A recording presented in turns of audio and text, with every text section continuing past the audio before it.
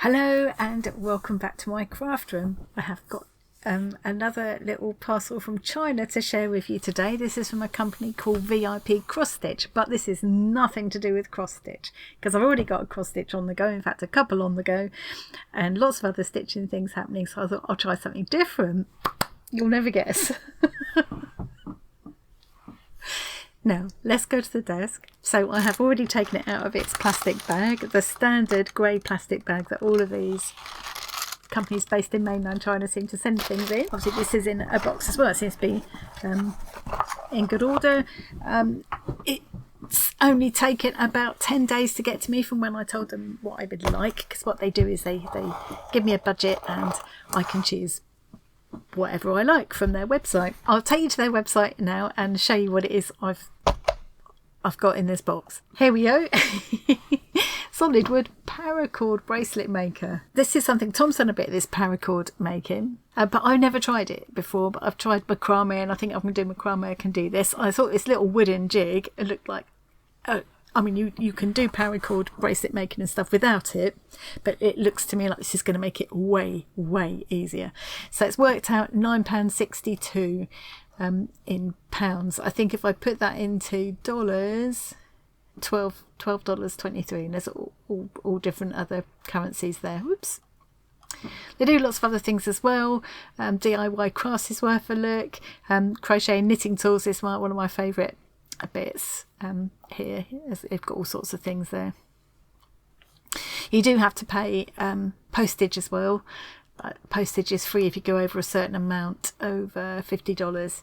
No tax. They pay all the VAT and stuff like that, whatever it is in your country. I'm very excited to have a go with this. This is one of the things I had from them before, this little mending loom thing. That was brilliant fun as well. Let's go back here and have a look, see what it looks like in the flesh. I can understand, like I've said before, I can understand people having qualms about ordering from some of these companies in China, but having said that, Tom reminded me, I could buy the same product from a company in the UK and they just would have imported it from China themselves. So in a way, I'm only cutting out the middleman. Now, say I'm going to prove that now, because to go with this paracord bracelet maker thing, jig, I thought, well, I haven't actually got any paracord to use. I am going to experiment using different kinds of yarns and things with it, but I wanted to try it with some paracord. So I went onto Amazon and bought this pack because it's got some of the little buckles in as well. But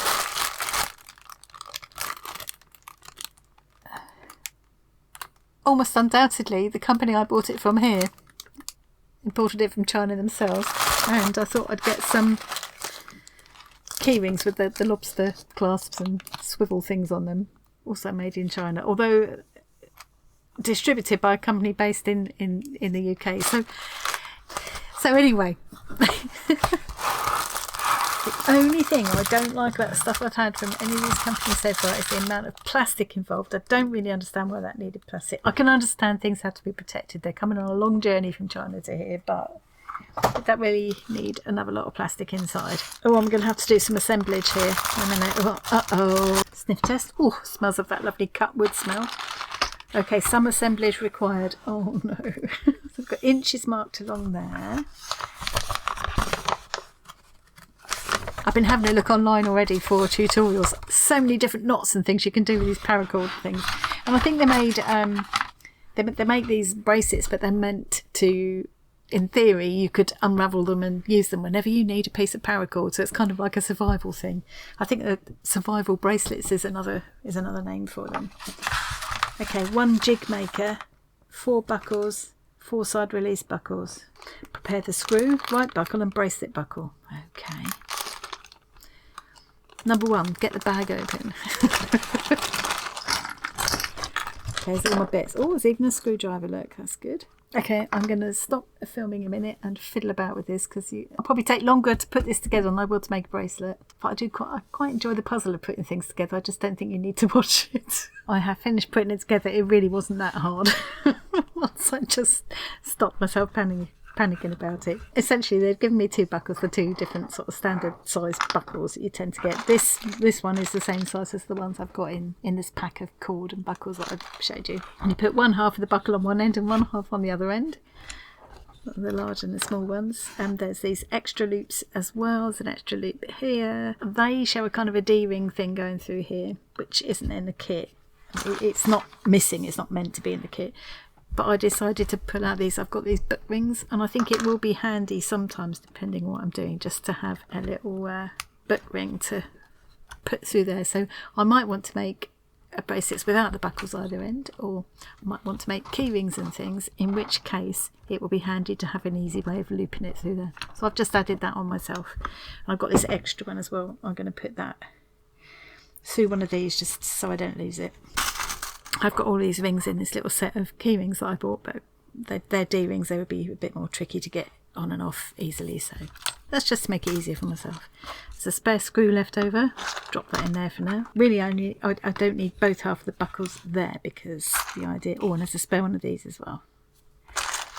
The idea is that you would take the buckle you're going to use for your bracelet and slot it into the corresponding buckle on here, and then you can work from there. Or you can just not do a buckle and you can work on here. So now I need to go away and watch some tutorials, and then I'm going to have a go at a few different knots. I'm really excited to try this because I think it's going to be a little bit like macrame, so I think it will come fairly easily. I want to do a 2-colour bracelet, and I've decided to go with the the colours I've been working in on my colour inspiration journal for the last couple of weeks. So I'm going to do that. I'm going to have a quick look at those tutorials, and I'll be back. Right, I'm back. It's actually the next day. I decided it was a good idea to have a really good go at this before I come back and show you what I found out. So you can see I have got the hang. This is my first one. I'm absolutely thrilled to bits with it. I think it looks nice on both sides. I have always loved that green and purple combination. There are just so many possibilities, so many things I can do with this. I have had a good old play, and it's another rabbit hole for me. And in the course of looking at the tutorials and things, I've realised how brilliant this little gadget is and how much thought has gone into it. So let me just show you some of the stuff I've done, and then I'll do a quick bracelet on this, because they really are quick, and show you some of the things that I've found out. And what I'm going to do is link to a few of the brilliant YouTube channels that specialise in paracord makes that you can have a look at, because they'll show you better than I can. Just so many ideas. So this is a little key ring. Just using these little, I've got this whole box of these. I think this is called the Cobra. What's this called? Cobra? Snake stick? I can't remember. Something to do with a snake. This is Cobra. That is something else. Was this Dragon's Teeth? Oh dear, I can't remember now. Anyway, these are 2 separate little kind of knots. This stuff is so durable, and of course, you know, traditionally it was kind of it's a very practical thing. Paracord, it's a very practical thing. That's why they call them survival bracelets, is that you could actually take them apart, and you've got about 10 feet of paracord. So, you know, it's handy stuff to have. So you can see, if you look at the paracord, you've got this central core with, what was it, however many strands in there.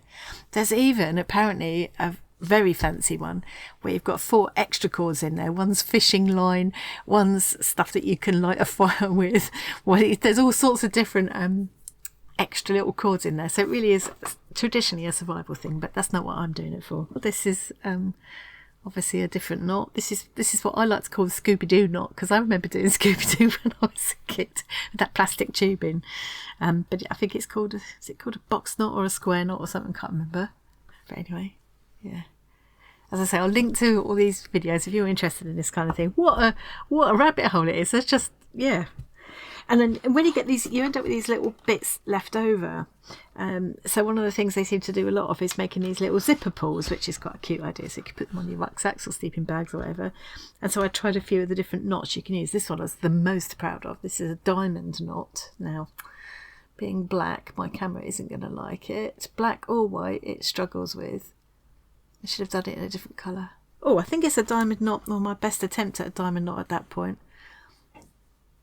to make the fastening for that bracelet as well. I don't think it's a very good one. I think I might have gone wrong, but it still made a nice ball-shaped little button to fasten with. This one, I love this one. This is cute. I did that in 2 colours. This is the padlock knot, and I did a better job on that one, but again, it's black, so you can't really see. I love the way it's shaped like a little padlock, and you just sort of pull it up to fasten it. Yeah, it's really, yeah, cute. And then you can just, you know, just do an ordinary overhand knot. There's that little square knot done as a zipper tie.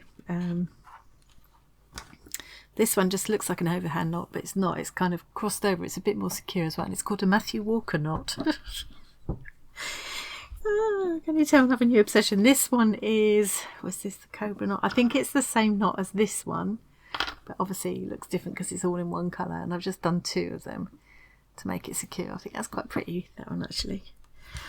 So yeah, that's what you can do with some of the little bits. And then I've even kept the really small bits like this, because I can use them in my slow stitching. It's a good idea to just flame the ends to stop them fraying out before you want them to. And then, you know, when you finish off, I'll show you later, but when you finish off, you melt the end like that, and then you bash it against your lighter just to flatten it out. I've got the hang of that now without burning the house down.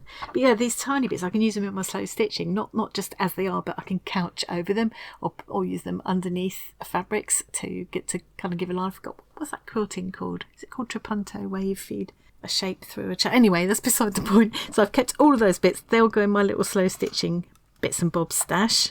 I liked this design. So this one, this is like one of the most basic ones. I think this is called Cobra Stitch, I'm fairly sure. It's really basic and really simple. I'll show you that one in a minute because it's so simple. I'm fairly confident to show you that one. This one was called I think the bootlace, and then one of them it was called a millipede or something. But you can see why bootlace, because it kind of looks like laces going through eyelets on boots, doesn't it? And it's quite nice on the other side as well.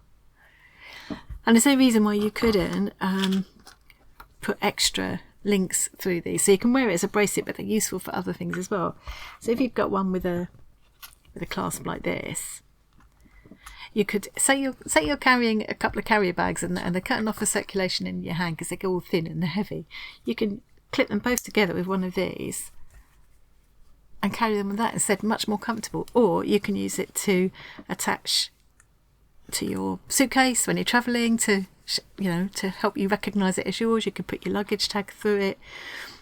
I've used this kind of thing to put around my, you know when you got one of those suitcases with the pull out handle, I put something like this around the handle and clip my little small bag to it to help keep it all together. There's all sorts of handy uses for these, and it's just really fun to do. I just really enjoyed this.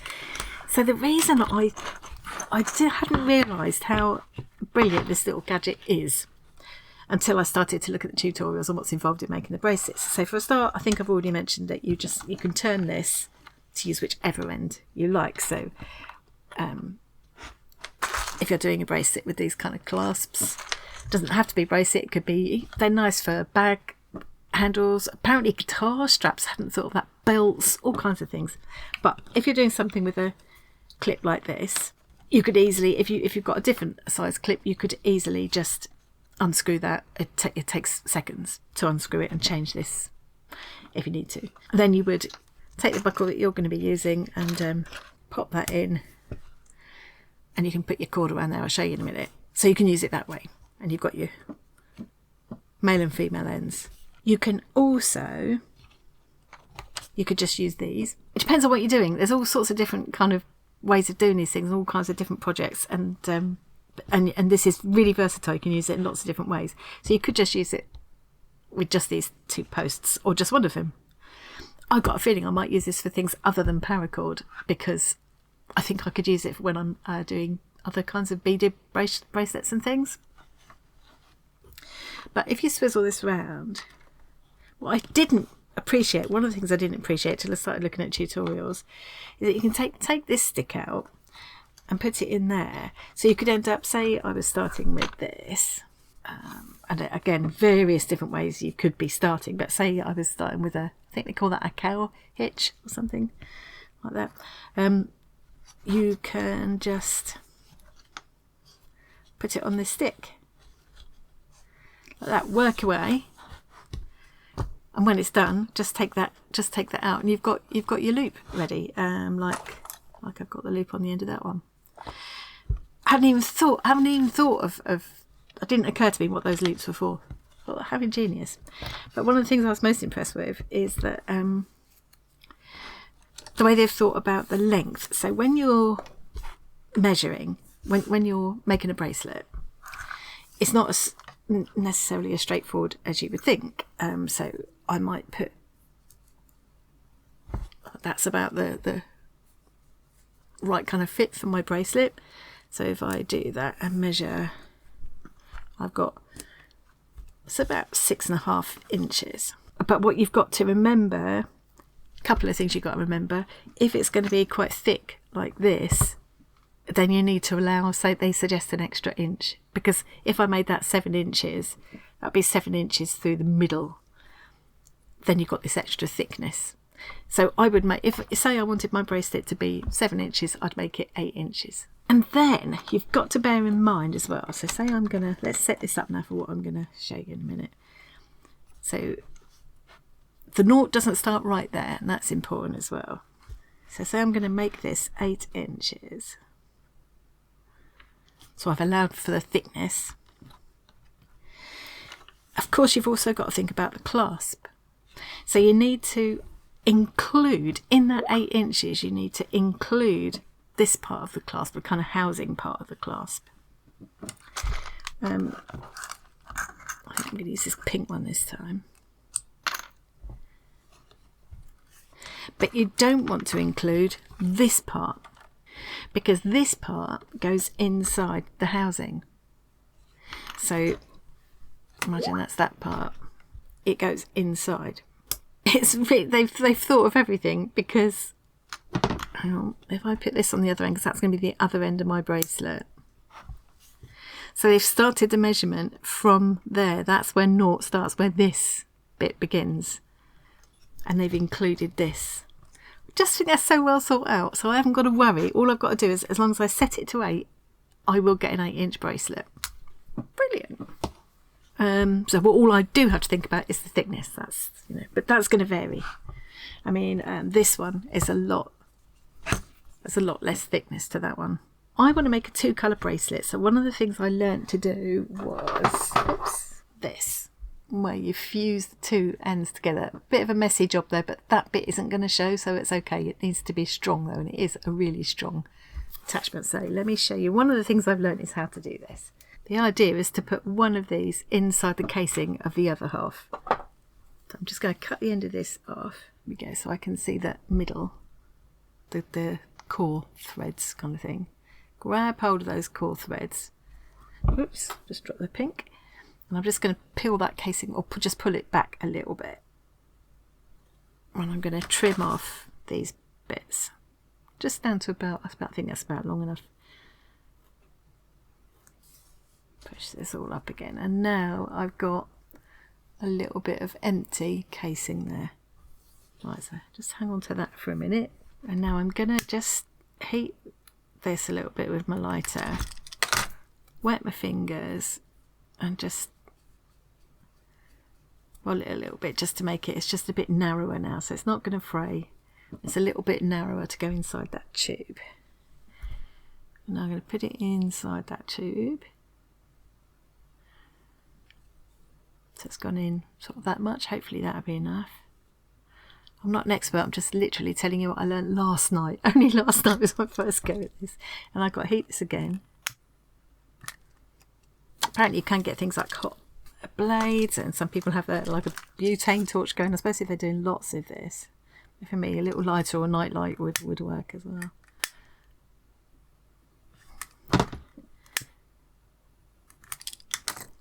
Wet fingers again. Seems pretty solid. Just let it set a bit. I'll just do a little bit more. So now I've got my 2-colour piece. Now I'm going to take one of my buckles, just take it off the jig a minute, put it through here. I'll do one of these cow hitch knots or whatever they call it. And then I'm just going to arrange this so that I don't want it like that. I want this join to be part way down, so there we go. So I've just lost that.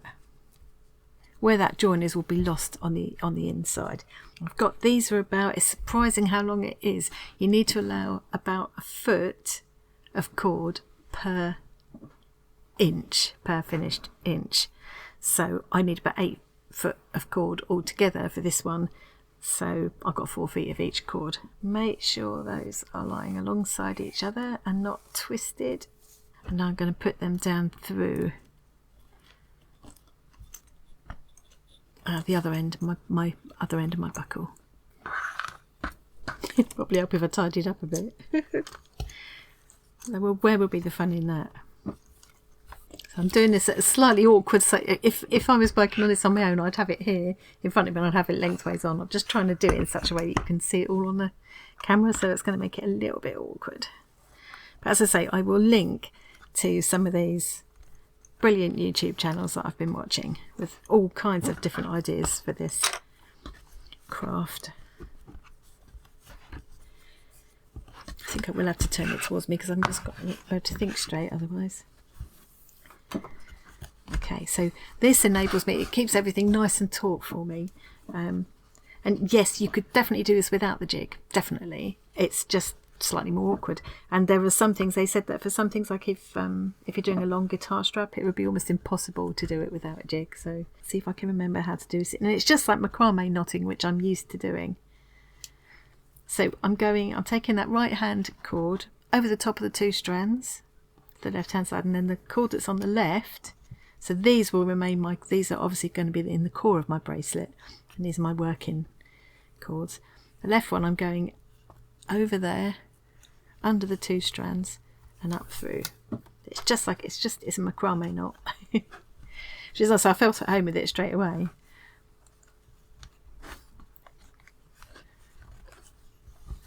Okay, so having the 2 different colours is going to make it easier to keep track of this, because basically this is the one that's going to keep going over the top.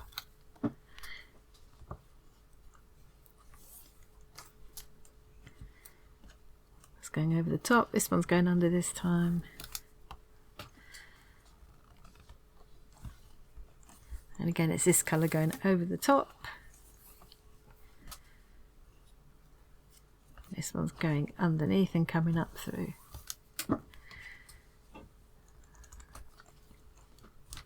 Love that colour combination. So what I did when I first started last night, my temptation was for it to be to take this one this time, and then this one, and then this one, and then this one, and alternate the colours.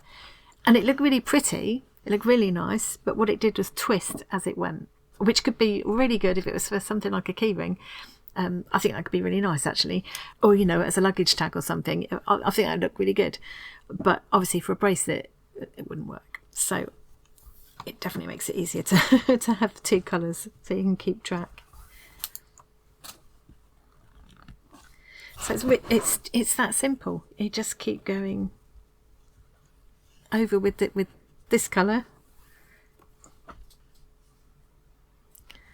And then under with this colour. Simple, simple, simple. And there's no reason why you couldn't add beads and things if you've got some beads with big enough holes. I had a look here to see this is my biggest hole beads, but none of them were really quite right. But you definitely could incorporate beads somewhere and make them into like little worry bracelets or something. I also saw a brilliant idea where they were making a little paracord people for keyrings. Definitely want to try some of them. There was even a little Yoda. You can make a little paracord Yoda. I haven't got the right colours for Yoda really. And another thing that people do is attach extra bits to these, so you could put these kind of keyring loops through, or little like I've got these lobster clasp things that came with the key rings, so they could go through, so you could dangle extra bits off them or whatever. Yeah, but I just wanted to kind of learn the basics to start with, and then I want to have an experiment with some other materials using the same method, using the jig, but perhaps try it with some of the lovely fibres and things that I've got as well. I think that could be really fun. I'm sure there are going to be other uses for this jig. And again, I was saying to Tom, if I'd have said to him, oh look, I've seen a jig like this, I want one, I'm sure it wouldn't have been beyond the realms for Tom to have knocked me up a little jig like this. But like he said, you'd have to have the thing that would cut, because this is cutting a T section underneath. You'd have to get all the bits and pieces. And for this, what was this, less than a tenner? Well, it's just, might as well buy it really. But I'm going to keep working through this, and I'll be back in a sec. Just so get addicted to this. So I'm just coming to the end now. I've made sure it's been nicely tightened up the whole way along. There's no gappage. And I need to just fit in as many knots as I possibly can, because you don't want like a gap there, because that would look a bit meh. So I think I can fit one more knot. This will be the last one. And you do end up with a little bit of wastage of cord, but you do need, you need a bit to kind of be able to pull on and stuff. And as I say, these leftover bits you can make into luggage tags or use them in your stitching, or I'm definitely going to have a go at making some little keyring people. Somebody had even done one with Lego heads. Okay, so I think that's enough on there. All I have to do now is finish it off, and that's easy. You just cut them, leaving a couple of millimetres spare, and then you burn the ends. It's probably going to be easiest for me to take it off the jig to do that, I think. Or not, maybe not. No, let's try not. Okay, so I'm just going to cut.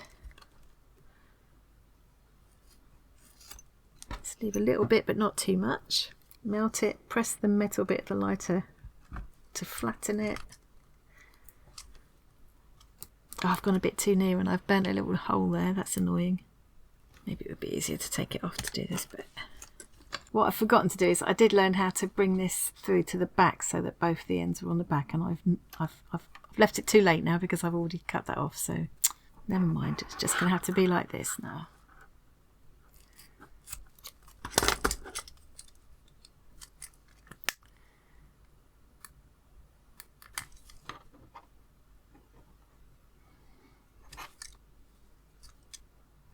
And that just squashes it flat so it won't fray out, and it won't let it it won't go through and come undone.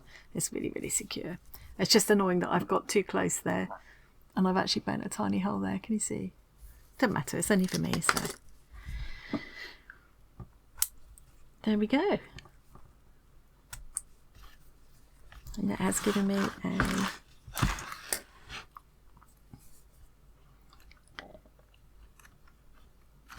that out of the way. Exactly, can you see?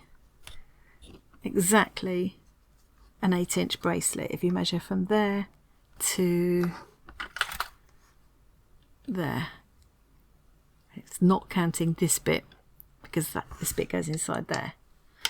So that's really cleverly worked out. I'm going to think about it, which is nice. There we go. Nice. Very, very happy with that. I'm very happy with this new little rabbit hole. And I've got a bit more experimenting to do to see what else I can do with this jig. I think, as I say, it's going to be handy for all kinds of things. So thank you to VIP Cross Stitch for sending me that this Paracord jig. Really enjoyed it, and I think I'm going to get a lot more use out of it. Thank you very much for watching. I hope you enjoyed that, and I will see you again really soon.